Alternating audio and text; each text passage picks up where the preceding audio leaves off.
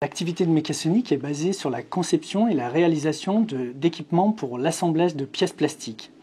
On utilise différentes technologies, la technologie par ultrasons, la technologie par rotation, la technologie par vibration, par lame chauffante, par air chaud, et aussi la technologie laser qu'on a intégrée récemment. Les difficultés que nous avons rencontrées au sein de Mécatronique sont arrivées en 2009 avec la crise que tout le monde connaît, la crise de l'automobile, qui était une activité assez centrale de l'activité de Mécatronique à l'époque. Et donc nous avons dû réagir pour éviter de sombrer.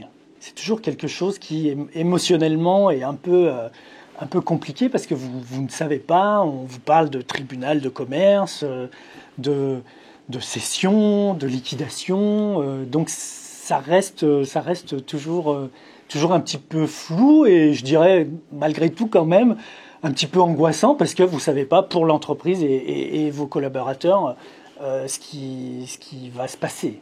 À partir du moment où l'entreprise est entrée en plan de redressement, j'ai tout de suite essayé autant que possible de communiquer autour de ça.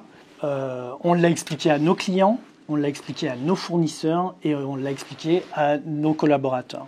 Il y a eu une très forte mobilisation des employés et des collaborateurs qui a fait que l'entreprise a pu continuer de produire dans de bonnes conditions, de servir nos clients dans de bonnes conditions. Pour moi, la procédure de redressement judiciaire, qui était quelque chose de complètement flou en 2009 pour moi, je dirais aujourd'hui en 2017, je dis que c'est une chance. C'est une vraie chance pour les entreprises.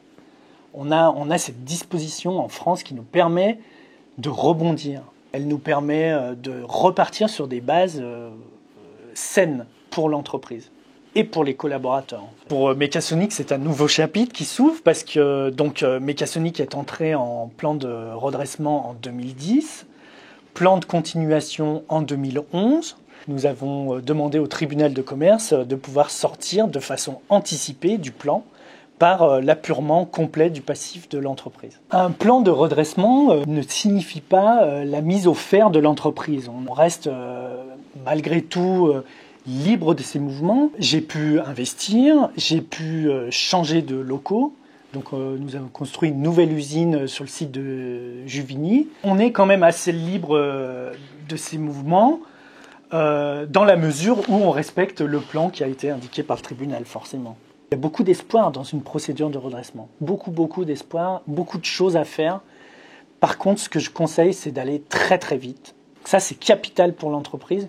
Une entreprise en difficulté doit cerner le moment opportun pour aller en redressement. C'est vraiment la possibilité de faire rebondir une entreprise, d'avoir un retournement positif de l'activité et de pouvoir limiter le plus possible les dégâts pour ce qui est de l'emploi et pour ce qui est aussi des sous-traitants avec qui on travaille, qui sont importants, mais aussi nos clients, de pouvoir continuer de les servir et d'avancer avec eux. Au moment où l'entreprise est entrée en redressement, nous perdions 2 millions d'euros. Suite au redressement, nous avons endigué les pertes et aujourd'hui, l'entreprise fait des bénéfices.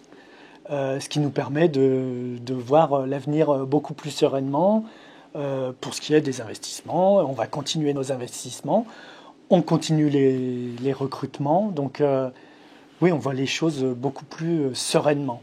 Alors le message personnel que j'aimerais ajouter à cette interview, c'est vraiment un message dirigé aux dirigeants, un message pour les dirigeants d'entreprises en difficulté et de leur dire qu'il n'y a pas de fatalité. On peut, avec la procédure de redressement, envisager l'avenir complètement différemment.